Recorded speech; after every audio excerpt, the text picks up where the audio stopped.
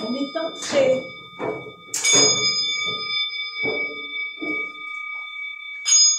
dans la forêt des contes.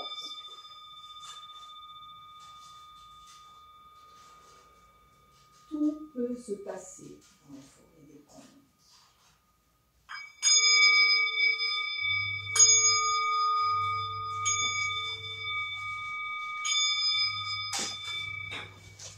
Il était une fois un meunier qui avait 3 fils. À sa mort, il laisse un moulin, un âne et un chat. Bien sûr, l'aîné hérite du moulin, le deuxième de l'âne et le troisième, Petit Jean, du chat. Alors Petit Jean, il est désespéré. Oui, mes frères, avec le moulin et l'âne, ils vont pouvoir travailler, vivre.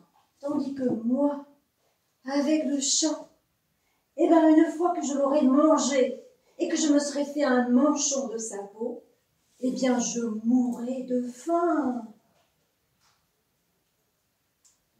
Le chat entend le désespoir de son maître. Il s'approche, il se frotte contre ses jambes. Allez, tranquillise-toi. Il lui parle. Il lui parle. Tranquillise-toi. Oui, oui, tranquillise-toi. Tu t'en sortiras, je te le promets. Parole de chat. Allez, au lieu de te plaindre là, donne-moi donc une paire de bottes et puis un sac pour aller dans les broussailles. Mais Petit Jean, il n'a pas le choix.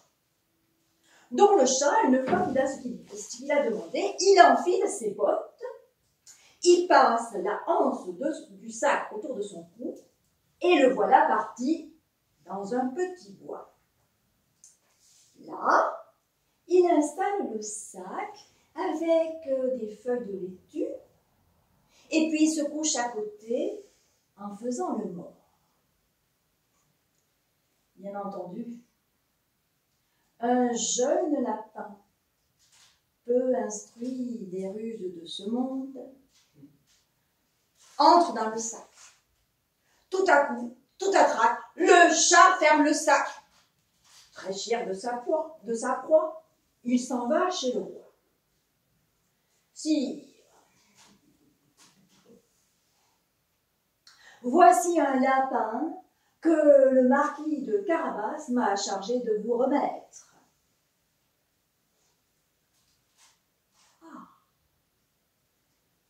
Tu diras à ton maître que je le remercie et qu'il me fait très plaisir. Quelques jours plus tard, eh bien, le chat va dans un champ et là, ce sont 2 perdrix qui viennent picorer dans son sac. Tout à coup, tout à trac, le chat ferme le sac et il revient chez le roi. Sire,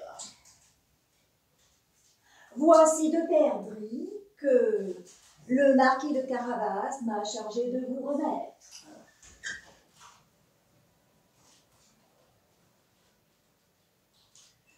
Tu remercieras ton maître et tu lui diras qu'il me fait grand plaisir.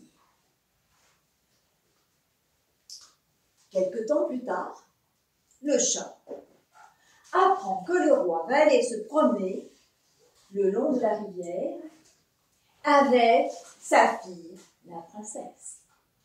Alors le chat va voir Petit Jean. Écoute-moi, je sens que la chance va te sourire aujourd'hui. Alors s'il te plaît, fais ce que je te demande et ne pose pas de questions. Regarde, il fait beau, alors tu vas aller te baigner. Viens, je t'accompagne à la rivière. Quand Petit Jean se baigne, on entend arriver le carrosse du roi. Au secours, au secours! Le marquis de Carabas se noie! Le marquis de Carabas se noie! Le roi reconnaît le nom du marquis qui lui a donné tant de gibier. Garde! Qu'on porte secours au marquis de Carabas! Le chat s'approche du carrosse. Sire, On a volé les habits du marquis de Carabas. Il ne peut pas se présenter devant vous et devant, comme ça, devant vous et devant mademoiselle. Que l'on donne un de mes habits au marquis de Carabas. Alors, petit Jean, un habit de roi, s'approche, remercie gentiment, mais simplement. Le chat est étonné de l'air, de l'allure élégante, charmante de son maître, le marquis de Carabas, enfin petit Jean. Et il surprend le regard attendri de la princesse. Bien entendu, le roi invite le marquis de Carabas à les accompagner dans leur promenade. Alors là, le chat prend les devants et de l'avance sur le carrosse. Le chemin traverse un pré où des paysans sont en train de faucher. Braves gens qui fauchez, si vous ne dites pas que ce pré appartient au marquis de Carabas, vous serez tous hachés, menus comme de la chair à pâté. Un peu plus loin, le carrosse traverse un champ de blé où des paysans sont en train de moissonner. Braves gens qui moissonnez, si vous ne dites pas que ce champ appartient au marquis de Carabas, vous serez tous hachés, menus comme de la chair à pâté. Bien entendu, le roi ne manque pas de poser la question. Et tous, faucheurs, moissonneurs, répondent « Au marquis de Carabas, au marquis de Carabas !» Ils ont tellement peur. Pendant que le roi félicite le marquis de Carabas sur ses beaux champs, ses beaux blés, ses beaux prés, eh bien, le chat aperçoit au loin, en haut d'une colline, un château imposant. Il apprend que ce château appartient à un ogre très riche, mais très méchant. Et cet ogre, il possède tous les champs, toutes les forêts, tous les bois, à perte de vue. Alors le chat se présente au château et demande à saluer le maître de ces lieux. Monseigneur, je n'ai pas résisté au plaisir de venir vous saluer, monseigneur. Voilà, j'ai vu que vous possédez de belles choses et vraiment, je vous en félicite. Mais on m'a dit aussi, monseigneur, que vous avez un don exceptionnel. Celui de vous transformer en toutes sortes d'animaux, un éléphant, un lion. Tout à coup, devant lui, ce n'est pas l'ogre qu'il a, le chat, mais un lion rugissant. Alors il saute sur le bord de la fenêtre. Mais il glisse, il se retourne. Non, il n'y a plus le lion, mais l'ogre. Oh, monseigneur, monseigneur, monseigneur, vous m'avez fait peur. Oh, mais monseigneur, on me dit aussi, mais j'ai un peu de mal à le croire, monseigneur, que vous avez le don de vous transformer en de tout petits animaux, comme un rat ou une souris. Et tout à coup, devant lui, il y a une petite souris qui trotte sur le plancher. Alors là, le chat saute dessus, l'attrape et la croque. Il la hache, menue, comme de la chair à pâté. Mais moi, je ne veux pas devenir un ogre. Je ne veux pas que la peur et la terreur règnent dans le pays. Il n'a pas le temps de réfléchir davantage. Voici que le carrosse arrive dans la cour. Alors il descend. Sire, bienvenue au château du marquis de Carabas. Comment? Marquis, ce château est aussi à vous? Oh, faites-moi visiter, s'il vous plaît. Le marquis de Carabas donne le bras à la princesse et ils suivent le roi et le chat pour la visite. Ils arrivent dans une grande salle magnifiquement décoré avec des fleurs, des voilages. Et au milieu, un grand banquet avec des mets de toutes sortes, des plateaux de gâteaux, des pyramides de fruits. En fait, c'est l'ogre. Il avait invité ses amis. Mais ses amis, quand ils ont vu que le roi était là, eh bien, ils sont partis. Darda. Alors, le roi, la princesse, le marquis de Carabas goûtent les mets, les fruits, et puis boivent un petit peu. Et après quelques verres, le roi s'adresse au marquis de Carabas. Dites-moi, marquis, il ne tient qu'à vous de devenir mon gendre. Alors là, le chat arrête tout. Ah non, il fige les personnages. Ah non, non, non, ça va trop vite. Quand elle va apprendre qu'elle a épousé un meunier, ah, ça va pas le faire. Hein. Là, le conte de fées, ça va être terminé. Alors le chat, il fixe Petit Jean. Il le regarde droit dans les yeux. Et il ranime. Les personnages reprennent vie. Sire, je suis très honorée, mais nous devons d'abord apprendre à nous connaître, il me semble. Oui, renchérit le chat, laissons un peu de temps à ces jeunes gens quand même. Oui. Eh bien, ces jeunes gens, ils ont appris à se connaître. Elle a appris qu'il s'appelle Petit Jean. Il a appris qu'elle s'appelle Rosalie. Ils ont écouté le vent, les oiseaux et les gens autour d'eux. Et ils ont regardé le monde avec des yeux neufs, des yeux d'amoureux. Ah, ils ont aussi cultivé leur jardin. Ils ont appris à gérer les mauvaises herbes et les orages. Et le chat, eh bien le chat, figurez-vous qu'il est resté avec eux. Il a veillé sur eux pour que le merveilleux reste dans leur cœur, leurs yeux et autour d'eux.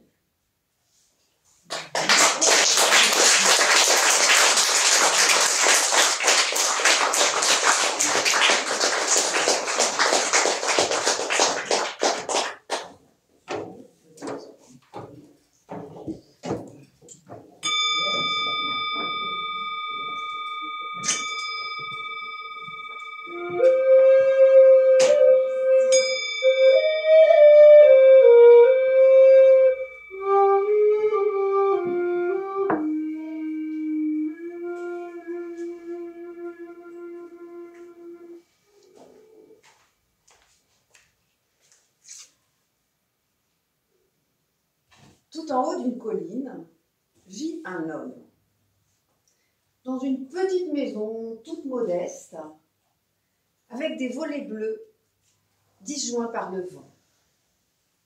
Tout autour de la maison, il a un petit jardin, et sur le versant sud, un vieux pommier tout tordu. C'est à l'ombre de ce pommier que l'homme aime aller faire sa sieste. À chaque fois qu'il dort, il fait le même rêve. Il rêve qu'il trouve un trésor. À chaque fois, c'est la même chose. Il le voit bien. C'est une ville traversée par un fleuve, enjambée par un pont. Sous la première arche de ce pont, il est là, le trésor. Ça l'obsède. Il me le faut. Un jour, il se décide, il part. Il marche. Il marche longtemps. Il traverse plein d'obstacles. Il rencontre plein de problèmes, des intempéries. Il affronte tout, les orages, les morsures des chiens. Il continue. Et à chaque fois qu'il s'arrête, à chaque fois qu'il s'endort, le rêve revient. De plus en plus précis. Il voit de plus en plus clairement les contours de la ville, les méandres du fleuve. Un jour, il arrive sur une hauteur et là, il la voit. La ville, elle est là, en face de lui. Il court, il entre dans la ville, il longe le fleuve, il trouve le pont, descend sous la première arche. Là, juste là, un homme est endormi. Eh, qu'est-ce que vous faites là, qu'est-ce que vous faites là? Oh, mais je dors. Enfin, je dormais. J'étais en train en plus de faire mon super rêve. J'étais en train sur le point de trouver un trésor. Et là, vous me réveillez. Un trésor? Ici? Mais non, pas ici, enfin. Si j'avais un trésor ici, ben je ne serais pas ici. Non, mon trésor, je le vois. À chaque fois que je m'endors, il est tout en haut d'une colline, près d'une petite maison, avec des volets bleus. Je le vois bien. Des volets bleus, tout disjoints par le vent, et sur le côté, il y a un arbre, un vieux pommier, tout tordu. Il est là, le trésor.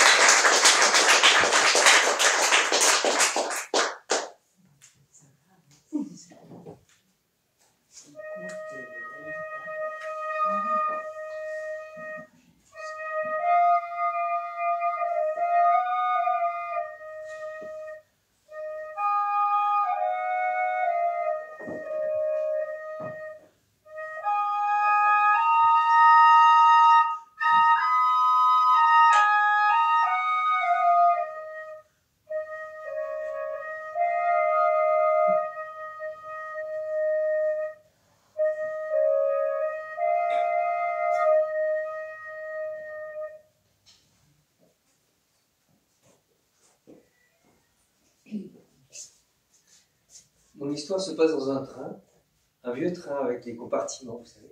Dans un de ces compartiments, il y a une famille composée de 3 enfants, un grand garçon, le grand garçon a 6 ans, et il est suivi de 2 petites jumelles de 4 ans. Ces enfants sont accompagnés par leur tante, qui est assise près de la fenêtre, et en face de leur tante, il y a un autre voyageur qui lit. Enfin, il essaye de lire, parce qu'il fait chaud, hein. Et les enfants sont énervés, ils s'impatientent. Le garçon a remarqué qu'en tapant sur les banquettes, il arrivait à faire monter des nuages de poussière. Alors, ça l'amuse beaucoup. Arrête, Cyril! La tante. Il y a quelques minutes de calme. Mais les petites se chamaillent. Tata, elle m'a pris mon crayon. Tata, elle a dessiné sur mon cahier. Ça débourdit, mais tu sais pas colorier. Les enfants, venez, approchez-vous, je vais vous raconter une histoire. Les enfants s'approchent de leur tante sans grande conviction parce qu'ils ne tiennent pas les talents de conteuse de leur tante en haute estime. Et effectivement, la tante se lance dans une histoire affreusement banale, affreusement ennuyeuse, où il s'agit d'une petite fille très sage, une petite fille très obéissante, tellement sage que tout le monde l'apprécie, que chaque fois qu'elle a un problème, que quand elle se fait poursuivre par un taureau furieux, tout le monde l'aide, etc.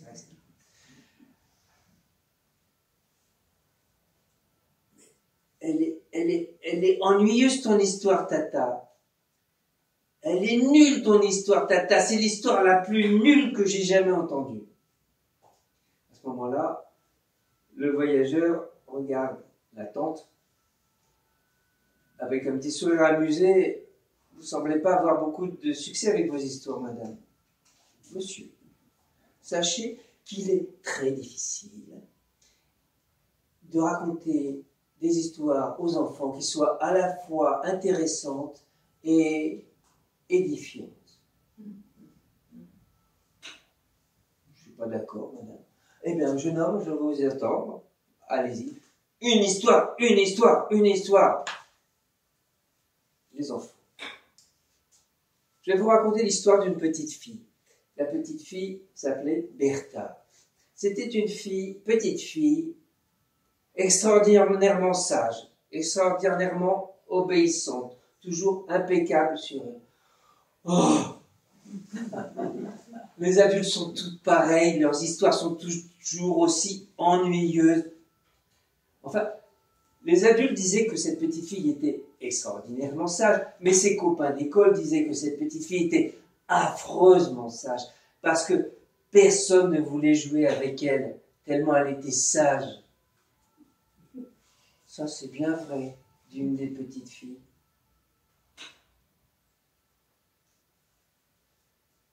La petite Bertha était tellement extraordinairement sage, affreusement sage, fait Cyril, affreusement sage, qu'elle a gagné 3 médailles. Une médaille pour les bonnes manières, une médaille pour la ponctualité et une médaille pour l'obéissance. Et la petite Bertha se promenait. Elle avait attaché les 3 médailles sur sa robe blanche. Elle se promenait avec son petit chapeau rose, ses petits mocassins vernis. Et elle faisait teinter ses médailles fièrement. Regardez comme je suis sage dans toute la vie. Et, il ne faut pas dire et, le prince, la réputation de la petite Bertha est parvenue jusqu'aux oreilles du prince qui fait proclamer solennellement: la petite Bertha aura désormais l'autorisation de se promener une fois par semaine, tous les dimanches, dans le merveilleux parc du prince. Effectivement, Bertha, tous les dimanches, pénètre dans un parc absolument féerique. Il y a des petits cochons, mais ces petits cochons sont de toutes les couleurs. Il y a des rouges, des bleus, des verts, des jaunes. Il y a des bassins extraordinaires où des poissons dorés, argentés s'ébattent. Il y a des oiseaux de toutes les couleurs qui connaissent tous les airs préférés de Bertha. Et elle se promène fièrement en faisant cliqueter ces 3 médailles. Si je n'avais pas été si sage, jamais je n'aurais connu autant de merveilles. Un dimanche, Bertha est à l'extrémité du parc. Et un loup arrive à l'entrée du parc parce qu'il a repéré les petits cochons et qu'il en ferait bien son déjeuner. Et en entrant, le loup remarque Bertha dans sa tenue toujours blanche, impeccable, et son petit chapeau rose. Et il se dit, ça a l'air encore plus tendre qu'un petit cochon. Alors la petite Bertha, qui a vu le loup s'approcher, n'a pas de loup, a le temps de se cacher dans un des buissons de myrte qui sont près d'elle. Le loup s'approche. La myrte sont tellement forts qu'il n'arrive pas à savoir dans quel buisson se cache Bertha. Les buissons sont très épais, il ne veut pas être écorché. Il commence à se dire que finalement, il attrapera un petit cochon plutôt que Bertha. Mais Bertha, en voyant le loup rôder, s'approcher, renifler, commence à trembler de tout son corps, et en tremblant, la médaille de la bonne conduite vient cliqueter sur la médaille de l'obéissance, qui vient cliqueter sur la médaille de, je ne sais plus quoi, des bonnes manières. Enfin bref. Et bientôt, le loup se précipite dans le buisson dont vient le bruit, et bientôt de Bertha, il ne reste plus que quelques vêtements déchirés, 2 petits mocassins vernis, et évidemment, les 3 médailles. Est-ce qu'un petit cochon a été tué aussi, monsieur? Non. Les petits cochons s'en sont tous tirés sains et saufs.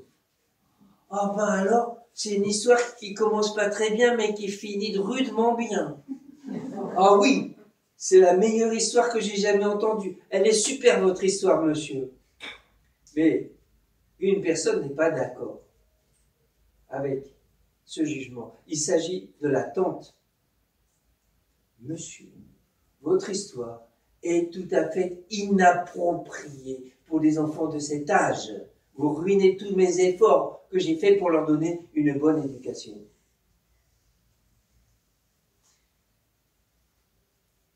On arrive, enfin. Le voyageur s'apprête à descendre. La tante se lève, habille les enfants. Et en sortant du compartiment, le voyageur jette un regard un peu peiné sur la pauvre femme parce que les 3 enfants sont en train de l'agripper en lui disant « Tata, raconte-nous des histoires inappropriées. Oui, des histoires inappropriées. »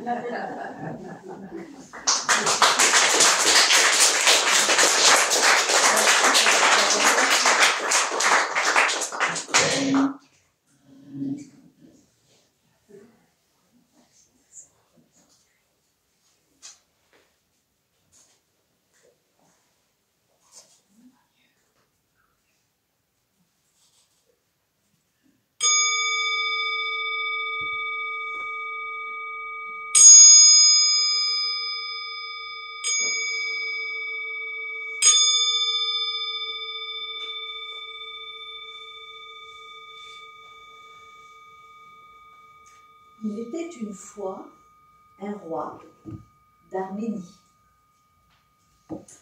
Ce roi avait tout pour être heureux. Mais il y avait une ombre au tableau. Voyez-vous, dans son jardin magnifique se trouvait un rosier légendaire qui se nommait Amna Hakan. Voyez-vous, en arménien, Amna veut dire immortel.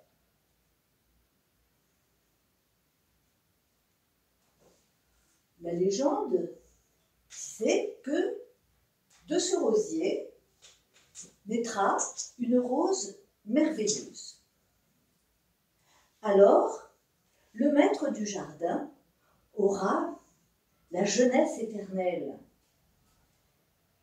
Aussi, tous les matins, le roi se promène et visite son rosier, se prosterne même devant lui.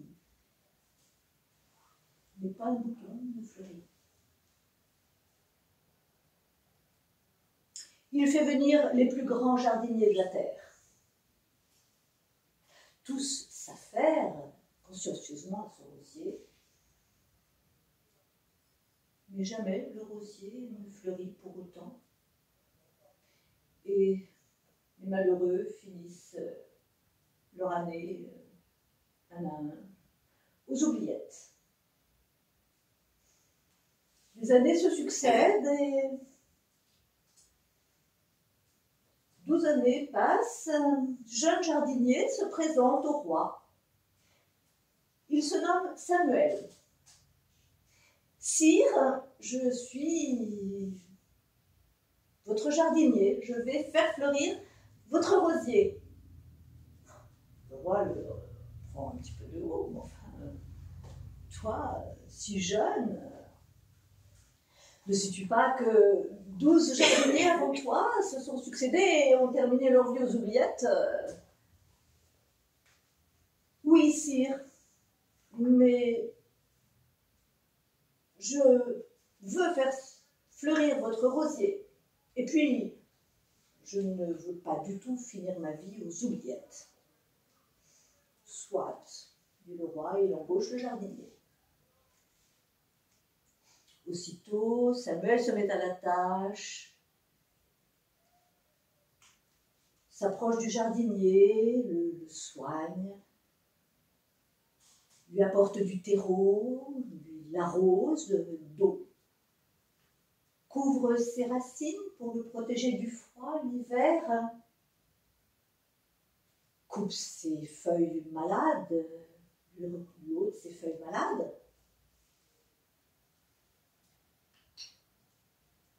Il reste auprès de ce rosier jour et nuit. On dit même que le soir, il lui chante des berceuses. Le printemps revient, le rosier se couvre de feuilles. Malheureusement, toujours pas de roses fleuries sur ce rosier. Samuel est consterné.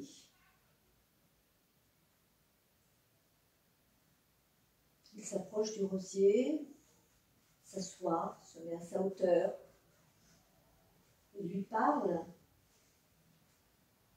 Mais dis-moi, rosier, mais où as-tu mal?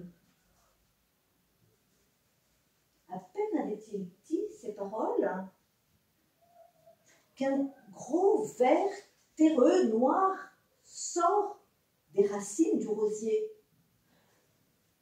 Samuel approche sa main pour attraper le ver, mais un aigle surgit du ciel, saisit le ver et l'emporte. À ce moment-là, sur le rosier apparaît une magnifique rose. Samuel court vers le roi. « Sire, sire, votre rosier a fleuri !»«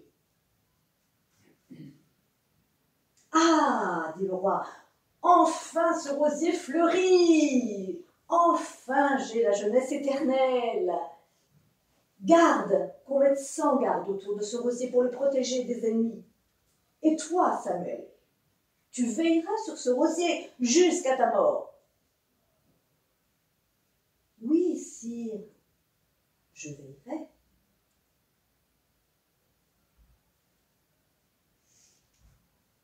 Les années passent. Le roi vieillit. Bientôt, il sent qu'il va mourir. Ah, se lamente-t-il. Mais cette légende était une baliverne.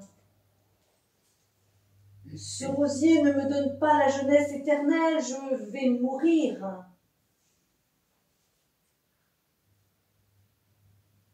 Samuel s'approche de son roi.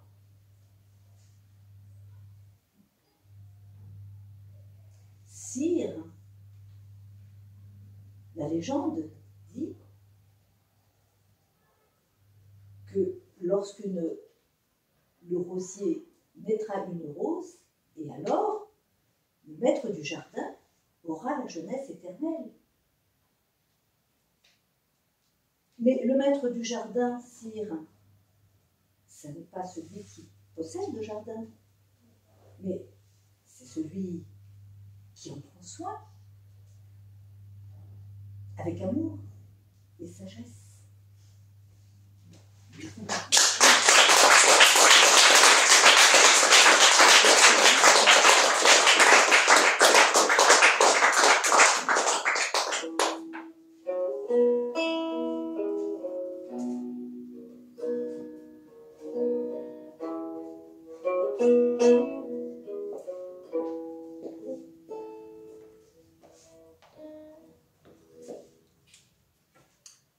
En ce temps-là, il y a bien longtemps, le calife de Bagdad était un brave homme. Il essayait d'être juste avec son peuple. Il veillait sur lui, il veillait sur le bien-être de son peuple, il veillait aussi à une certaine moralité. Il avait soif de sagesse, de justice, de philosophie. L'histoire n'a pas retenu le nom de ce calife. Mais ce qu'on sait, c'est qu'il était un grand admirateur de son illustre prédécesseur, le calife Haroun al-Rachid. Et comme lui, il aimait se vêtir en homme du peuple et rôder à la nuit tombée dans les quartiers éloignés de son palais, les quartiers populaires.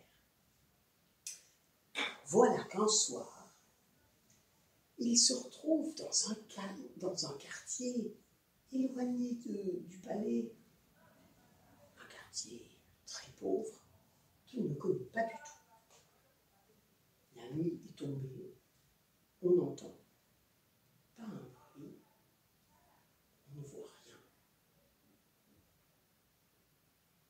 Mais subitement, le calife croit entendre des rires, des chants. Il s'aventure un peu plus avant, et oui, tout à fait au fond d'une ruelle, une maison est éclairée.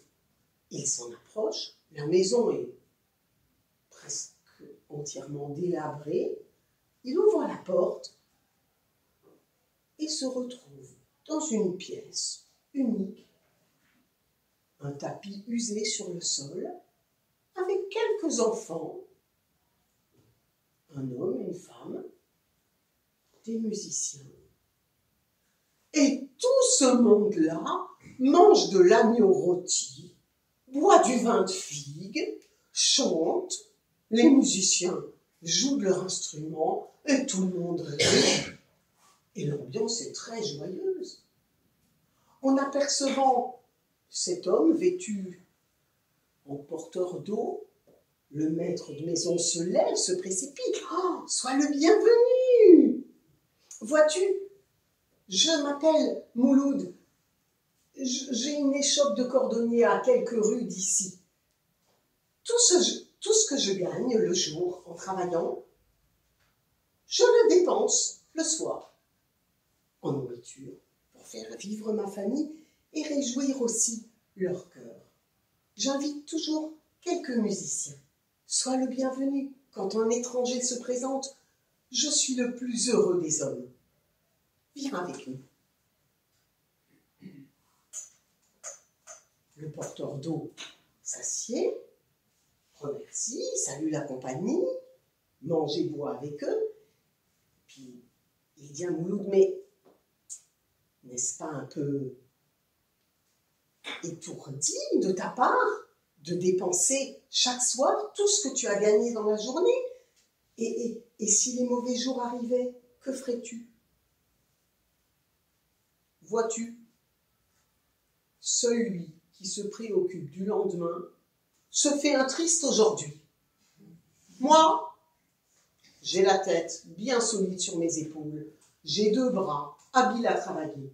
Je saurai toujours me tirer d'affaire.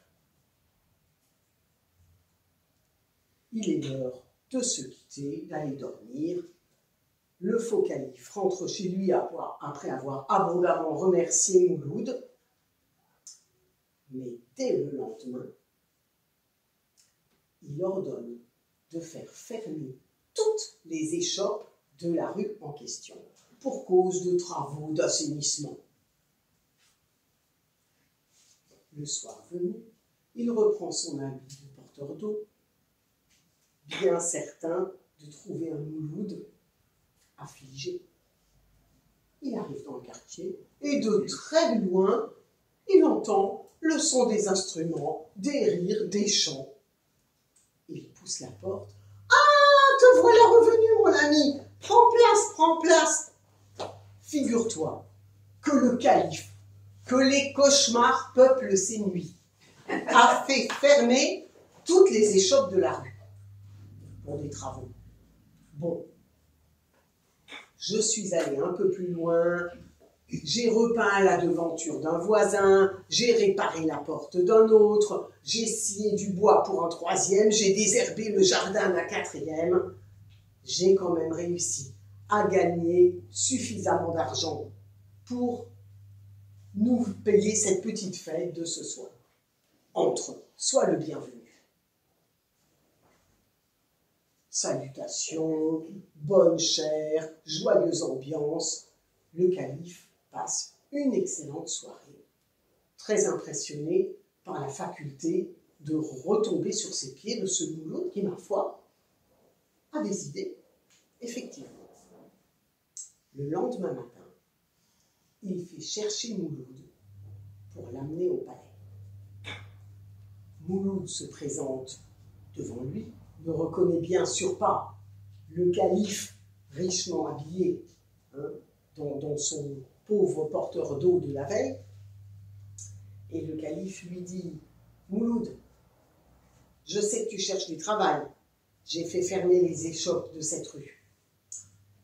Un voleur s'introduit tous les jours dans mon jardin. Il vole mes oranges, arrache mes roses, mon jasmin. On va te donner un uniforme et un sabre d'acier bien trempé. Tu veilleras à la grille de l'entrée principale. Mes autres serviteurs sont déjà occupés à leur tâche. Personne ne peut assurer cette charge. » Oh, pourquoi pas? Mouloud se prête de bonne grâce à ce qu'on lui ordonne, et toute la journée, il est debout à la grille du jardin, regardant par-ci par-là. Le soir, on ne le paye pas. On lui dit de revenir le lendemain pour reprendre sa garde. Cette fois, le calife en est sûr. Mouloud n'a aucun moyen d'acheter à manger pour sa famille. Il forme le projet d'aller le voir le soir même, de se faire reconnaître, de lui payer à manger et de lui conseiller à l'avenir d'économiser un peu. On ne sait pas de quoi demain sera fait. Le soir tombé, il reprend sa tenue de porteur d'eau. De très très loin. Mais avant même d'être arrivé au fond du quartier, il entend des chants, des danses, il y a des tambourins et ça sent bon. Il arrive chez Mouloud. Ah! Dieu merci, tu es revenu. Prends place. Le calife. Que les moustiques le dévorent. Il m'a donné un uniforme et un sabre complètement ridicule pour garder des oranges et du jasmin. Il ne m'a pas payé. En revenant, je suis passé par le bazar. Ce magnifique sabre valait fort cher. J'ai maintenant de quoi faire la fête pendant au moins 2 ou 3 mois. Quand on empêche les gens de gagner leur vie honnêtement, il faut s'attendre à être volé. Non. Prends place. Le festin est extrêmement joyeux. Et à un moment, le porteur d'eau lui dit « Mais Mouloud, si jamais demain, tu avais à te servir de ton sabre, mais comment ferais-tu? Oh, de toute façon, je suis bien incapable de tuer. Je me suis fabriqué un sabre en bois en rentrant à la maison. Ça fera bien l'affaire. » Et le lendemain, le calife fait venir Mouloud. « Mouloud, bonne nouvelle! On a attrapé mon voleur d'oranges, mon arracheur de roses. Je veux faire un exemple. Tu vas lui couper la main droite. » « Seigneur, cet homme est peut-être simplement amoureux de votre jardin. Il adore vos roses. Je veux faire un exemple et tu t'exécuteras. Sinon, c'est ta propre main que je couperai moi-même. » Très bien.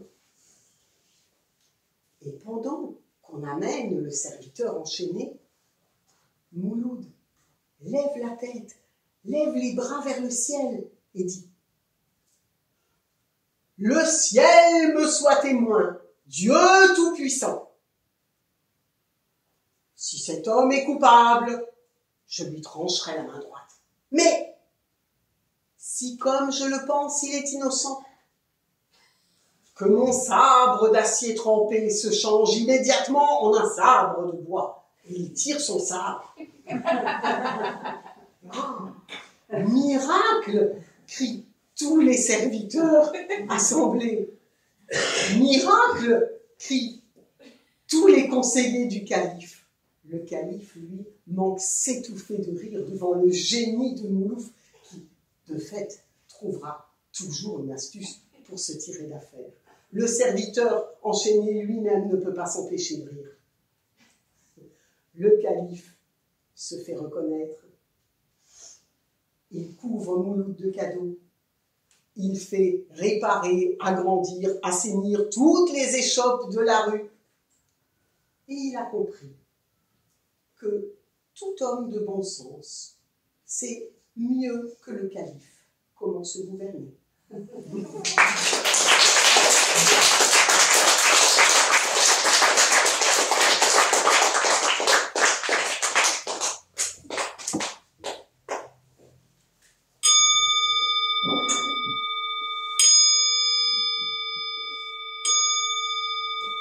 Si on avait dit à Bobby Stone ce qui allait se passer ce jour-là, il ne se serait pas levé et la catastrophe aurait pu être évitée. Mais il s'est levé.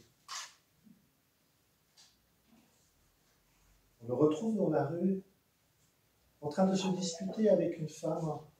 « Arrêtez, madame, arrêtez! On me regarde !»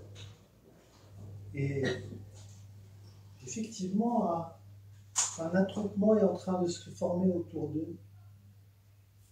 Les gens regardent Bobby de travers. C'est que cette femme, elle pleure, elle pleure, elle pleure et elle crie. « Mais prenez-le, s'il vous plaît, prenez-le, il est à vous. » « Mais madame, je n'en veux pas, je n'en veux pas. C'est un instrument pour femme en plus. » À ce moment-là, un homme sort de la foule et attrape Bobby par le collet. « Alors, on fait pleurer les femmes dans la rue. »« Mais, monsieur, je la connais pas, cette femme. Je sais pas ce qu'elle me veut. Elle veut me donner un dé à coudre. J'en veux pas de son dé à coudre. » Et puis Bobby en a marre. Dans un accès de courage, il envoie un coup de poing au bonhomme. Il part en courant. Au bureau, il passe une très très mauvaise journée. Il n'arrive pas à se concentrer.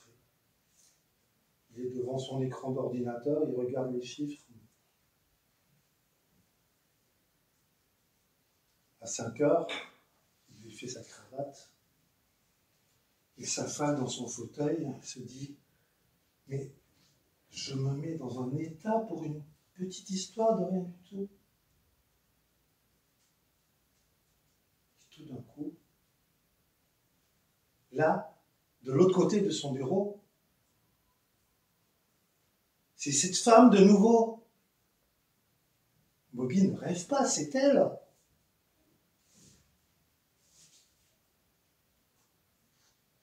Si vous ne prenez pas ce dé tout de suite, si vous ne le prenez pas immédiatement, je l'emporterai et vous ne l'aurez jamais. Et c'est vous qui me courrez après pour l'avoir. Bobby est comme pétrifié sur son fauteuil, là. Les yeux ouverts, la bouche ouverte. Il dit rien. La femme dit « Bon, c'est comme ça. Alors d'accord. » Elle se lève et part en courant. Bobby retrouve ses esprits. Mais ce dé, je le veux ce dé. Ce petit dé avec les petits trous dedans. Mais il me le faut. Il se lève, court après la femme et la rattrape. « Ah, tu croyais que tu allais l'avoir que pour toi, hein? Mais non, pas du tout. Regarde ce que tu vas avoir. »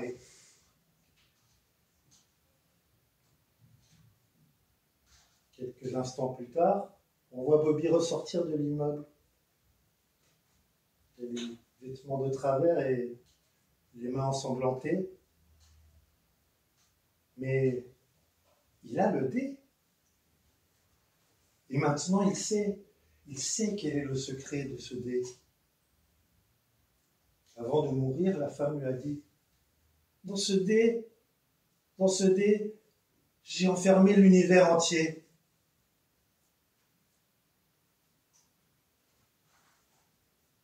Le lendemain matin, Bobby se réveille et ne se souvient de rien. Il voit un dé à coudre sur sa table de chevet.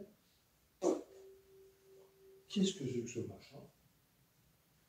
Je le jette à la poubelle. En se préparant pour aller au travail, il voit que son veston est déchiré. Ah, c'est bizarre. Il y a un bouton qui va presque tomber. Alors Bobby prend du fil, une aiguille.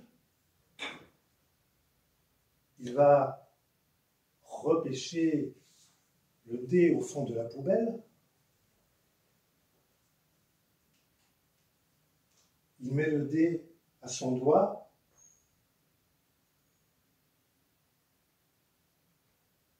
Bobby vient d'écraser l'univers.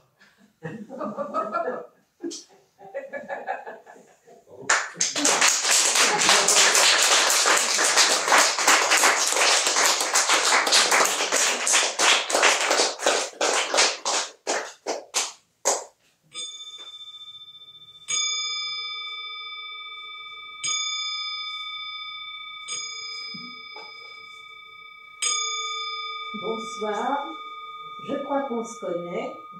Je suis Lucas, 12 ans.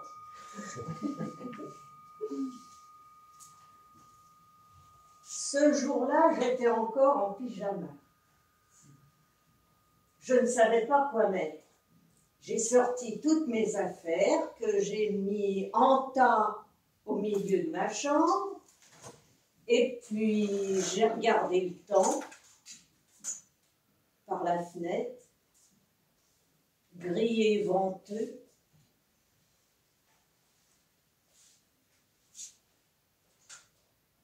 Qu'est-ce que je pourrais bien mettre? À ce moment-là, ma grande sœur Élodie, que j'appelle affectueusement Élodie la débile, est entrée dans ma chambre en piétinant allègrement un anorak et un t-shirt. « Comment tu me trouves? Chiante! Et fais attention où tu mets les pieds. » »« Mais non, dit Élodie. Comment tu me trouves? » Alors j'inspecte. Pantalon taille basse, t-shirt blanc avec un grand carré rouge et maquillage assorti. Ferme la porte, il y a du courant d'air. Oh, t'es nul! Dépêche-toi de me dire ce que t'en penses. Farid arrive dans une demi-heure. Farid?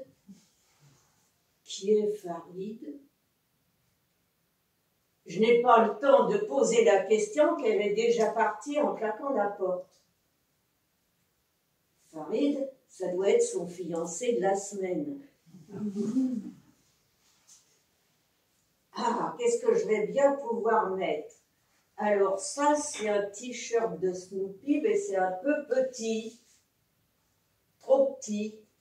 Et ce machin jaune là. Oh, ben c'est un vieux peignoir de mon père. Ben qu'est-ce qu'il fait là? À la poubelle.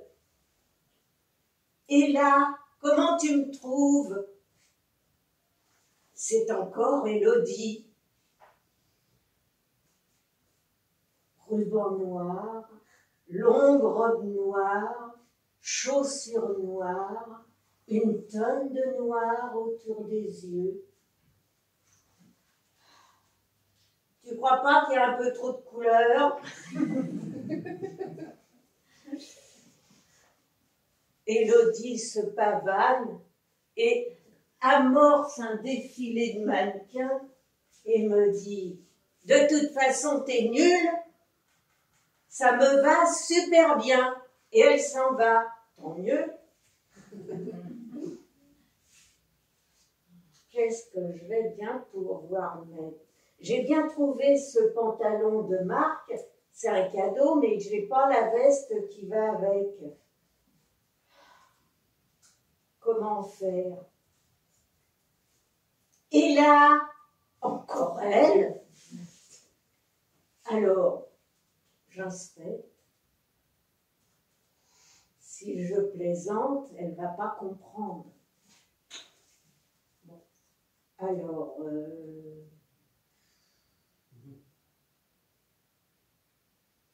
j'inspecte de haut en bas, de bas en haut, un jean moulant, un long pull, un jean bleu, un long pull à poils blancs, et maquillage et vernis à ongles assortis.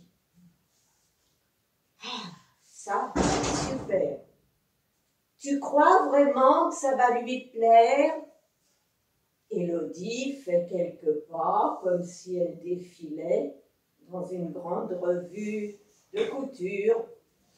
Ah oui, ça c'est clair, il va craquer. Tu parles si ça m'intéresse. Bon, alors Élodie s'en va fièrement. Tout ce cinéma pour un mec, quand même. Hein. Et moi, qu'est-ce que je vais mettre? Alors, il y a toujours le tas de vêtements. Alors, je shoote de toutes mes forces dans le tas de vêtements et j'attrape au vol un maillot du FC Sochaux. Oh, chic! Je l'ai gagné en faisant un pari avec un copain. Ma mère voulait que je le rende, mais en douce, je l'ai gardé. Je l'enfile, super bien. Ça va, il n'y a plus qu'à trouver un short de foot et des chaussettes. Ah bah tiens, c'est sur le bureau, je vais pouvoir m'habiller. Coup de sonnette. Une galopade dans le couloir. Ça, c'est Élodie qui va ouvrir à son chéri. Quelle tête il a, son chéri? Oh, il faut que j'aille voir. Je sors dans le couloir et je trouve Farid, jean, jogging noir à bandes rouges, basket super neuve. Il se retourne, salut, on se shake les mains. Ah, waouh, dit Farid, super la tenue. Moi aussi, je suis fan du FC Sochaux. Ah bon? Alors, sympa le mec. On commence à discuter. Alors, le prochain match, les victoires passées, les qualités de l'entraîneur. Ah, on est à fond ensemble. Élodie me donne un coup de coude, me pousse, se place devant moi. Mais Farid ne voit rien du tout, il continue de discuter avec moi. Soudain, un grand cri, une porte qui claque, et Farid et moi, on se retrouve tout seuls dans le couloir. Farid me regarde. Je lui dis, de toute façon, ça ne pouvait pas le faire. Tu as vu les couleurs qu'elle porte? Elle est à fond pour Auxerre.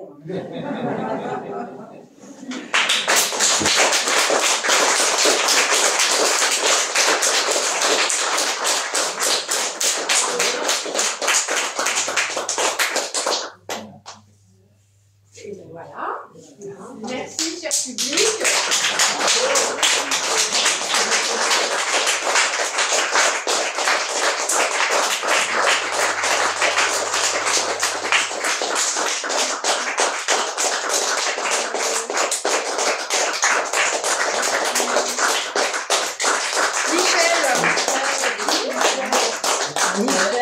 Notre metteur en scène, notre conteuse professionnelle, qui nous dit phrase à phrase.